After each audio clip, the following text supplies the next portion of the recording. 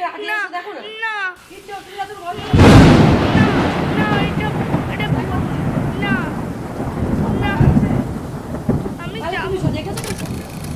Hello বন্ধুরা, good morning. আশা করি তোমরা সবাই খুব ভালো আছো আর আমিও খুব ভালো আছি।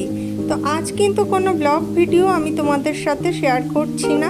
আজকের ভিডিওটা একদম অন্যরকম ভিডিও।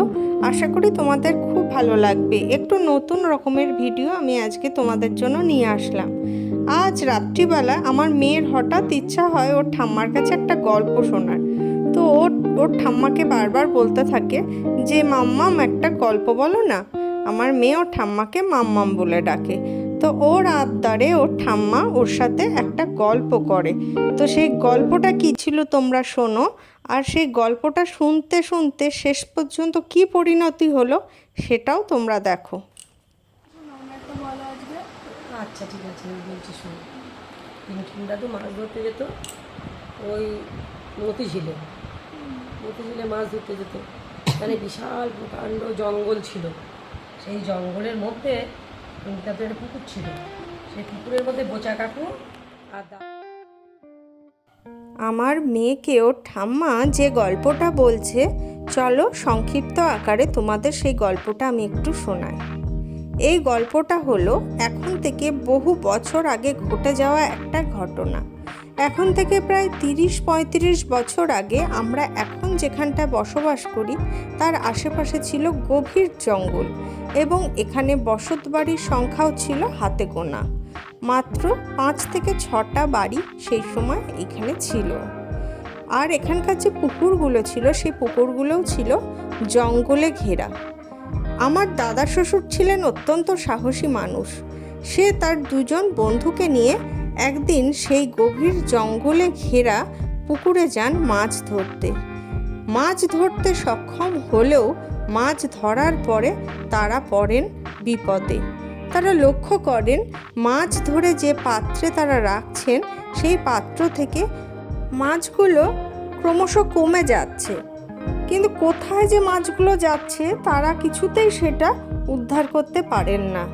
সুতরাং তারা অত্যন্ত ভয় পেয়ে যান এবং চেষ্টা করেন যত দ্রুত সম্ভব সেখান থেকে পালিয়ে আসার। কিন্তু পালিয়ে আসতে গিয়েও তাদের সাথে ঘটে যায় দুর্ঘটনা।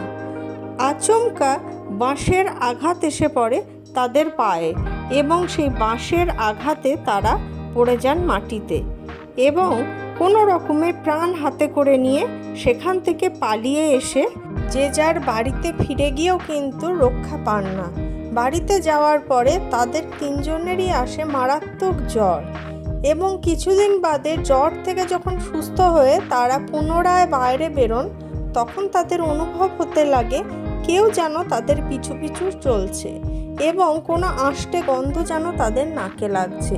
তারপরে তারা 3জনে মিলে যান এক সাধু বাবার কাছে, এবং সাধু বাবার দেওয়ার মাদুলি পড়ে তারা সেই অশরীরী আতঙ্কের হাত থেকে মুক্ত হয়। এই গল্পটা আমার মেয়ে ওর ঠাম্মার কাছ থেকে শুনছিল, কিন্তু ও ভূতে বিশ্বাস করছিল না। এরপরেই ওদের সাথে একটা ঘটনা ঘটে যায়। সেটা কি ঘটনা ছিল সেটা এবার তোমরা দেখো।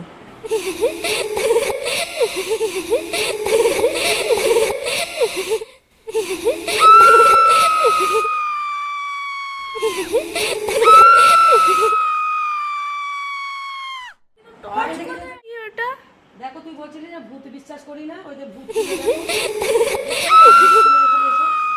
দেখো তুমি